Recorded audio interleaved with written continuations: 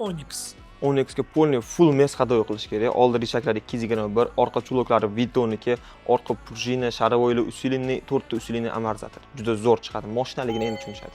Monza. Monzaga ham mes hadovoy qilish kerak. Unga yoki G2 tushadi, yoki Vitonik tushadi. Uni kesinglar hisoblab beramiz, xudo xolisa. Sharovoylarni usilinni qilish kerak. Captiva usilinni amortizator. Eng zo'ri chiqadi. Epica.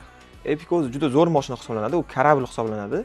Shuning uchun o'zini zavodini qilish kerak. Perkachka qilib amortizatorlarni zavod hadovoylarini qilib bersa, xudo xolisa zo'r chiqadi. Equinox.